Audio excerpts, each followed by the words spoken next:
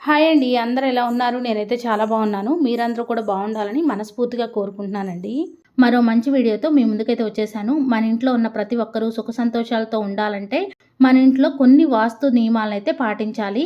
మన ఇంట్లో పాటించవలసిన వాస్తు నియమాలేంటో ఈ వీడియోలో షేర్ చేస్తానండి. అలానే మనం పూజా గదిలో కొన్ని వస్తువులను ఉంచుకోవడం వల్ల మనకి మంచి జరుగుతుంది. లక్ష్మీదేవి అమ్మవారి అనుగ్రహం కలుగుతుంది. మనం ఈ పూజా గదిలో కొన్ని వస్తువులను పెట్టుకోకపోతే మనం ఎంత పూజ చేసినా పుణ్య ఫలితం అనేది దక్కదు. కొన్ని వస్తువులనైతే పూజా గదిలో ఉంచుకోవాలి. ఆ వస్తువులేంటో షేర్ చేస్తానండి. మీ ఇంట్లో కొన్ని వాస్తు నియమాలు పాటించకపోతే అనేక ఇబ్బందులు వస్తాయని వాస్తు నిపుణులు చెబుతున్నారు. మీ ఇంటికి వాస్తు నియమాలను పాటిస్తేనే మీ ఇంట్లో సుఖ సంతోషాలు నెలకొంటాయి. వ్యక్తిగత జీవితంలో కూడా మంచి శ్రేయస్సు ఉంటుంది. వాస్తు శాస్త్రం ప్రకారం మీ ఇల్లును ఎలా ఉంచుకోవాలి, ఏ దిక్కులో ఏ వస్తువు ఉంచితే మీ ఇంటికి మంచి జరుగుతుంది, మీ ఇంటి నిండా డబ్బు ఉంటుందో ఈ వీడియోలో తెలుసుకుందాం. మీ ఇంట్లో ఉన్న టీవీని ఉత్తర దిశలో కానీ తూర్పు దిశలో కానీ పెట్టుకోవాలి. మీ ఇంట్లో బరువైన వస్తువులను పెట్టుకోవాలనుకుంటే ఖచ్చితంగా నైరుతి దిశలోనే పెట్టుకోవాలి. అప్పుడే మీ ఇంటికి కలిసి వస్తుంది. ఇంటి ఈశాన్యంలో మాత్రం బరువులు పెట్టకూడదు. ఈశాన్యంలో బరువు పెడితే మన జీవితమే భారంగా మారుతుంది. మీ ఇల్లు చిన్నదైనా సరే మీ ఇంటి ముందు తులసి మొక్క, దానిమ్మ చెట్టు, ఉసిరి వంటి చెట్లతో ఏదో ఒక మొక్కను మీ ఇంటి ముందు పెంచుకోండి. మన ఇంటి ముందు తులసి కోట ఉంటే చాలా మంచిది. ఈ మొక్కలు ఇంటి ముందు ఉంటే మీ ఇంటికి బాగా కలిసి వస్తుంది. ఒక గాజు గిన్నెలో ఎర్రని గులాబీ రేకులు వేసి అందులో కొద్దిగా నీరు పోసి మీ ఇంట్లో ఉన్న తూర్పు దిశలో పెట్టండి. ఇలా చేస్తే మీ ఇంటి సంపద బాగా పెరుగుతుంది. మీ ఇంటికి అదృష్టం వరిస్తుంది. అలాగే మీ పూజా గదిలో ఉన్న తూర్పు గోడకు పసుపు రాసి కుంకుమ బొట్టు పెట్టండి. ఇలా చేస్తే మీరు చేసిన పూజలకు 1000 రెట్ల పుణ్య ఫలితం లభిస్తుంది. మీ వంటగదిలో మాత్రం పూజ గది ఉండకూడదు. వంటగదిలో పూజలు చేయడం మంచిది కాదు. మీరు ఉంటున్న ఇంటి దగ్గర విద్యుత్ స్తంభం ఉండకూడదు. ఇది మీ ఇంట్లో కష్టాలను తీసుకువస్తుంది. మీ ఇంట్లో ఎప్పుడూ నెగిటివ్ ఎనర్జీ ఉంటుంది. అలాగే మీ ఇంటి ముందు లిఫ్ట్ ఉన్న ఆ ఇంటిని మాత్రం ఎంచుకోవద్దు. మసీదు, దేవాలయాల దగ్గరలో ఉన్న ఇళ్లను మాత్రం అసలే తీసుకోవద్దు. అలాగే మీరు ఉంటున్న ఇంటికి ఎదురుగా పెద్ద చెట్లు ఉండకూడదు. వాస్తు శాస్త్రం ప్రకారం మీ బాత్రూంలో ఉన్న బకెట్లో ఎప్పుడూ సగం నీళ్లతో ఉండకూడదు. బకెట్లో నిండుగా నీళ్లు ఉండాలి. బకెట్ ఖాళీగా ఉంటే బోర్లించి పెట్టండి. లేకపోతే మీ ఇంట్లో డబ్బు కష్టాలు వస్తాయి. ఈశాన్య దిశలో బాత్రూమ్ ఉండకూడదు. ఈశాన్య దిక్కున బాత్రూమ్ ఉంటే మీ ఇంటికి ఎన్నో ఇబ్బందులు వెంటాడుతాయి. ఈశాన్య దిశలోనే పూజ గది ఉండాలి. దక్షిణ దిశగా మాత్రం ఎట్టి పరిస్థితిలోనూ పూజ గది ఉండకూడదు. మీ పూజా గదిలో ఉన్న దేవుని ఫోటోలు ఒకదానికొకటి ఎదురుగా ఉండకూడదు. మీ పూజా గది ఎట్టి పరిస్థితిలోనూ పాలరాతితో ఉండకూడదు. మీరు చేసే పూజలకి మంచి ఫలితం పొందాలంటే చెక్కతో చేసిన పూజా గదినే నిర్మించుకోవాలి. మీ ఇంటి తలుపులకి ఎదురుగా అద్దం ఉంటే చాలా మంచిది. దీనివల్ల మీ సంపద బాగా పెరుగుతుంది. ఇంట్లో మీరు నిద్రించేటప్పుడు మీ తల దక్షిణం వైపు, మీ పాదాలు ఉత్తరం వైపు ఉండాలి. కానీ ఎట్టి పరిస్థితుల్లోనూ ఉత్తరం వైపు తల పెట్టి పడుకోకండి. ఉత్తరముఖంగా తల పెట్టుకొని అసలు ఎప్పుడు పడుకోకూడదు. చీపురును ఎట్టి పరిస్థితుల్లో కూడా వంటగదిలో పెట్టకూడదు. వంటగదిలో చీపురు పెట్టడం వల్ల మీ కుటుంబంలో అనారోగ్య సమస్యలు వస్తాయి. ఆర్థిక ఇబ్బందులు కూడా తలెత్తుతాయి. అలాగే చాలామంది వంటగదిలో డబ్బాలను, గిన్నెలను ఒకదానిపై ఒకటి పేరుస్తుంటారు. అయితే ఇలా చేయడం వల్ల మీ ఇంటికి వాస్తు దోషాలు తలెత్తుతాయి. మీకున్న దురదృష్టాన్ని అదృష్టంగా మార్చుకోవాలంటే మీరు స్నానం చేసేటప్పుడు నీటిలో కొంచెం పసుపు వేసి స్నానం చేయండి. ఇలా చేస్తే మీ జాతకంలో ధనరేఖ మెరుగుపడి మీ సంపద రెట్టింపు అవుతుంది. అలాగే రోజు స్నానం చేసిన తర్వాత మీ ఇంటి ఈశాన్య మూలలో కొన్ని పసుపు నీళ్లను చల్లండి. ప్రతిరోజు ఇలా చేయడం వల్ల మీ ఇంట్లో ఉన్న నెగిటివ్ ఎనర్జీ తొలగిపోతుంది. మీ ఇంటికి అష్ట ఐశ్వర్యాలు సిద్ధిస్తాయి. చీపుర్లు, ఇల్లు తుడిచే మాప్స్, చెప్పులు వంటి వాటిని మెట్ల కింద పెట్టకూడదు. అలాగే జ్యోతిష్య శాస్త్రం ప్రకారం మీరు ఆహారం తినేటప్పుడు తూర్పు ముఖంగా కూర్చొని భోజనం చేయకండి. మన ఇంటి గుమ్మం ముందు చెప్పులు విడవకూడదు. గుమ్మానికి దూరంగా చెప్పులు విడుచుకోవాలి. చెప్పులను ఒక పక్కగా చెప్పులు స్టాండ్లో పెట్టుకోవాలి. గుమ్మానికి దగ్గరలో అస్సలు పెట్టకూడదు. చెప్పులు గుమ్మానికి ఎదురుగా ఉంటే దరిద్రం అంటారు. అలాగే మీ పూజా గదిలో తప్పనిసరిగా శంఖం ఉండేలా చూసుకోండి. శంఖం ఉన్న ఇళ్లలో వాస్తు దోషాలు ఉండవు. ఇంట్లో శంఖం ఉంటే డబ్బు సమస్యలు ఉండవు. లక్ష్మీదేవికి శంఖం అంటే చాలా ఇష్టమంట. కాబట్టి మీ ఇంట్లో ఎప్పుడూ మంచి జరగాలంటే పూజ గదిలో తప్పనిసరిగా శంఖం పెట్టుకోండి. వాస్తుశాస్త్రం ప్రకారం సూర్యాస్తమయం తర్వాత మీ ఇంటిని ఓడవకూడదు. సూర్యాస్తమయం సమయంలో లక్ష్మీదేవి ఇంటికి వస్తుంది. కాబట్టి ఈ సమయంలో మీ ఇంటిని చీపురుతో ఊడిస్తే లక్ష్మీదేవి ఇంట్లోకి ప్రవేశించదు. వాస్తుశాస్త్రం ప్రకారం మీరు పడుకునే గదిలో చనిపోయిన వారి ఫోటోలు పెట్టుకోకూడదు. అలానే పూజా మందిరంలో కూడా దేవుడి ఫోటోలతో పాటు చనిపోయిన వారి ఫోటోలు పెట్టుకోకూడదు. బెడ్రూమ్లో చనిపోయిన వారి ఫోటోలు పెట్టుకోవడం వల్ల భార్యాభర్తల మధ్య మనస్పర్ధలు పెరుగుతాయి.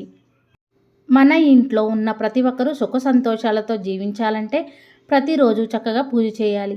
అయితే కొంతమందికి మాత్రం ఎన్ని పూజలు చేసినా ఉపయోగం లేదని అనుకుంటారు.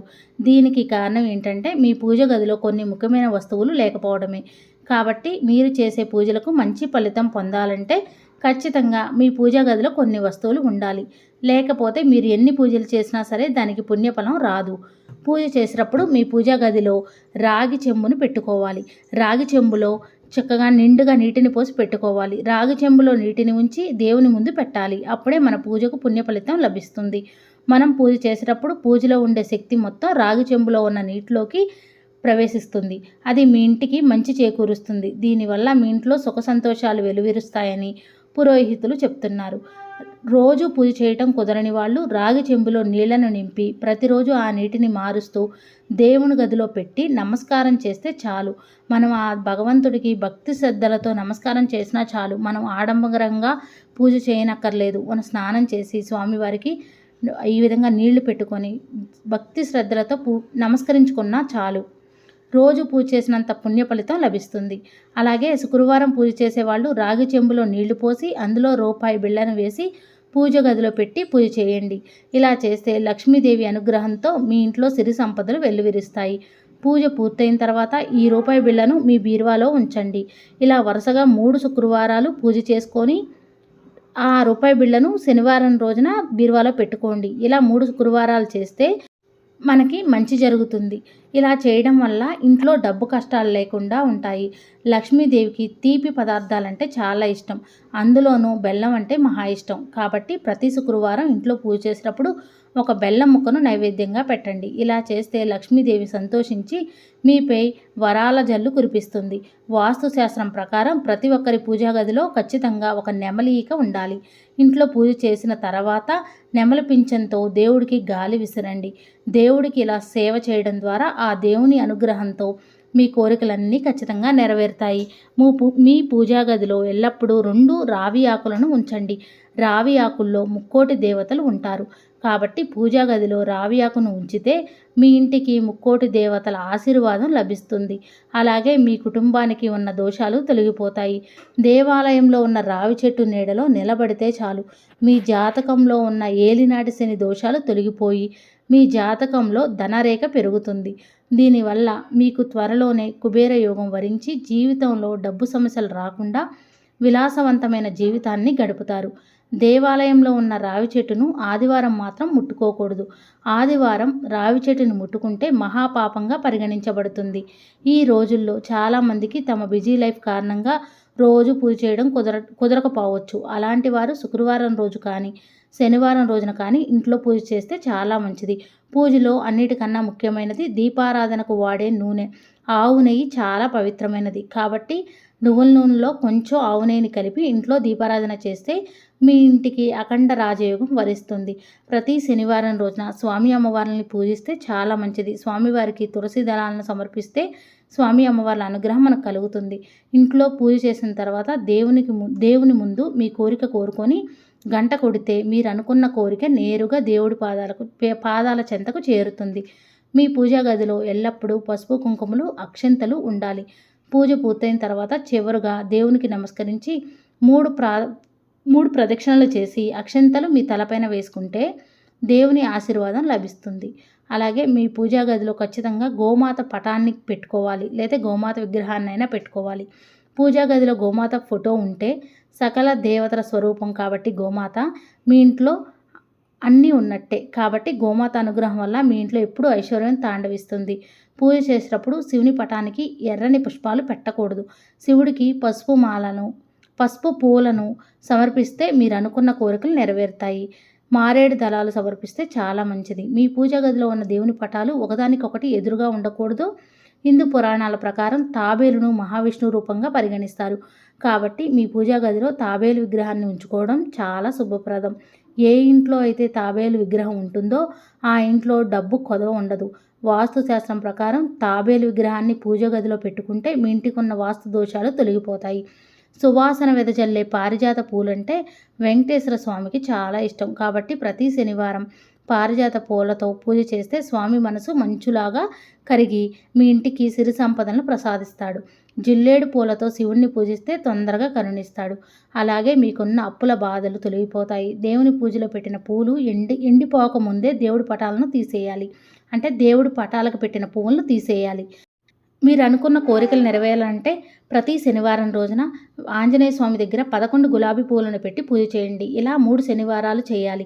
ఇలా చేస్తే మీరు అనుకున్న కోరికలన్నీ ఖచ్చితంగా నెలలోపే నెరవేరుతాయి.